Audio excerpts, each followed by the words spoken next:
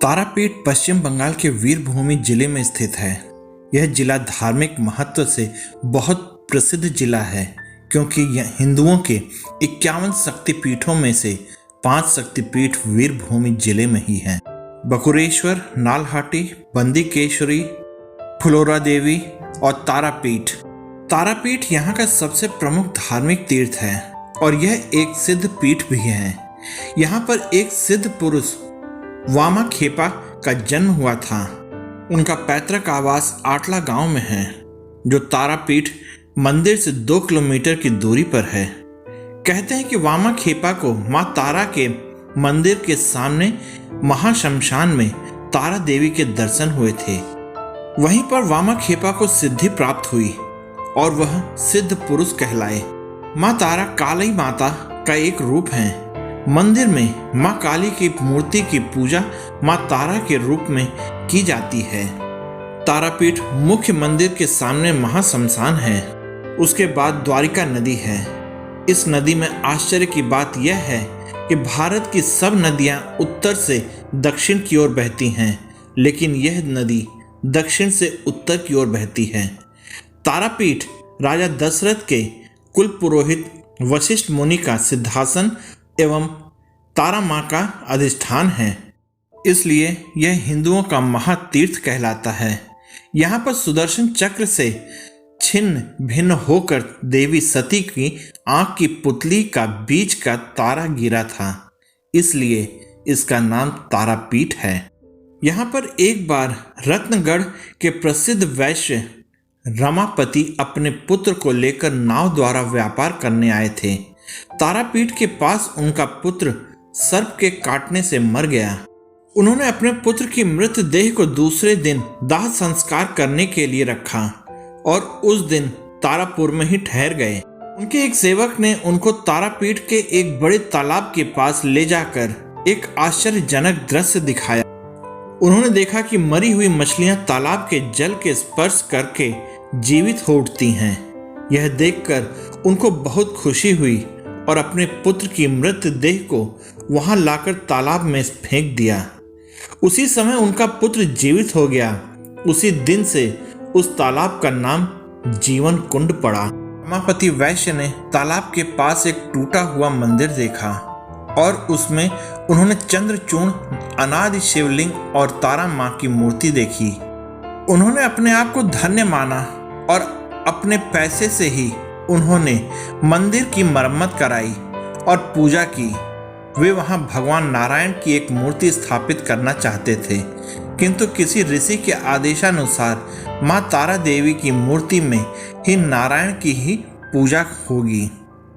काली और कृष्णा अलग अलग नहीं, उनकी जिस तरह पूजा होनी चाहिए उसी तरह ही उन्होंने पूजा की और काली तथा कृष्णा की मूर्ति के भाव अनुसार एक ही मूर्ति प्रतिष्ठित कराई। तत्पश्चात चंद्रचूर्ण, शिव तथा तारा मां की पूजा करके अपने पुत्र को लेकर आनंद पूर्वक अपने घर चले गए। तारा मां का मंदिर बहुत प्राचीन और सिद्ध पीठ है। वामाखेपा एक अघोरी तांत्रिक और सिद्ध पुरुष हैं। तारापीठ से 2 किलोमीटर स्थित आटला गांव में सन 1244 में फागुन महीने के शिव चतुर्दशी के दिन वामाखेपा का जन्म हुआ था। उनके पिता का नाम सर्वानंद चट्टोपाध्याय था तथा माता जी का नाम राजकुमारी था। इनका बचपन का नाम वामाचरण था और छोटे भाई का नाम रामचरण था। 4 बहनें थीं। एक बहन का लड़का भी इनके पास ही रहता था। इस तरह परिवार में 9 सदस्य थे। घर में खाने पीने की चीजों का सदा अभाव रहता था। माता पिता बहुत धार्मिक थे और भजन कीर्तन करते रहते थे।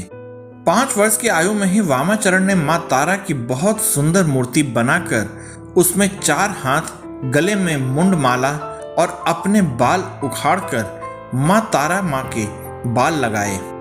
पास में एक जामुन का पेड़ था। जामुन से ही मां तारा का प्रसाद लगाते थे और कहते थे कि मां तारा जामुन खा लो, अगर तुम नहीं खाओगी तो मैं कैसे खाऊंगा। वामाचरण धीरे धीरे बड़े होने लगे। जब वो 11 वर्ष के थे और उनका भाई केवल 5 वर्ष का था, तब उनके ऊपर बड़ी भारी मुसीबत आई। उनके पिता सर्वानंद जी बहुत बीमार हो गए और माँ काली, माँ तारा कहते हुए स्वर्ग सिधार गए।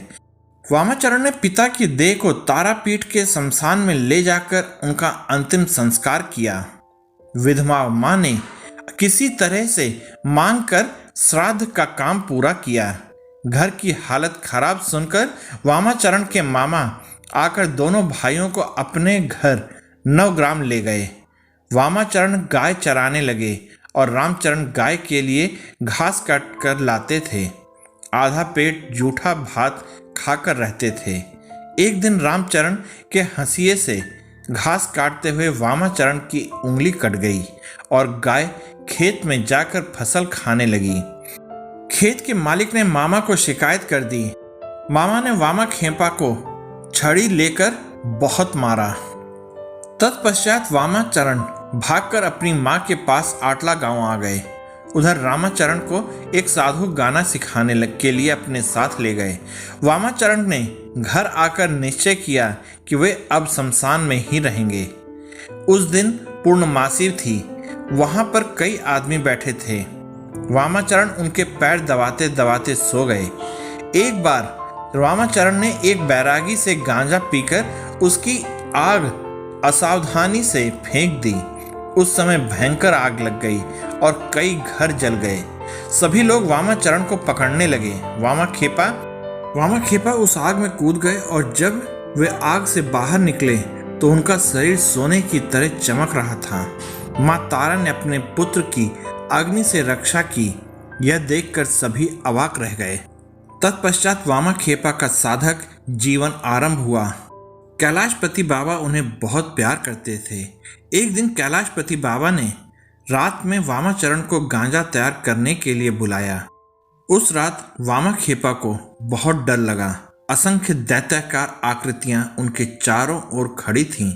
वामा खेपा ने जय गुरु जय तारा माँ पुकारा और वे सब आकृतियां लुप्त हो गईं और वामाचरण ने बाबा कैलाशपति के आश्रम में जाकर गांजा तैयार किया। धीरे धीरे वामा खेपा की उम्र बढ़ती गई और वे 72 साल के हो गए। कृष्णाष्टमी का दिन था। वामा खेपा माँ तारा का प्रसाद खा रहे थे। अचानक कुत्ते बड़ी जोर जोर से चिल्लाने लगे।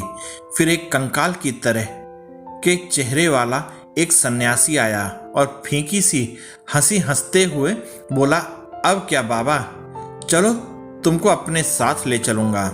उस दिन भक्त लोग उनको घेर के बैठे थे। बाबा की सांस जोर से चल रही थी। अचानक उनकी नाक का अग्रभाग लाल हो उठा और सब लोग माँ तारा पुकारने लगे। माँ तारा सुनाई पड़ने के साथ ही वामा खेपा का शरीर स्थिर हो गया और एक महायोगी योग माया में लीन हो गया। महाशमशान के पास ही एक नीम के पेड़ के नीचे उनको समाधि दी गई और माँ तारा का सबसे योग्य पुत्र माँ तारा में ही समा गया। तो ये थी हमारी तारा माँ और उनका प्रिय शिष्य वामा खेपा की कहानी। आप लोगों को ये वीडियो कैसी लगी कृपया कमेंट करके मुझे अवगत कराइएगा।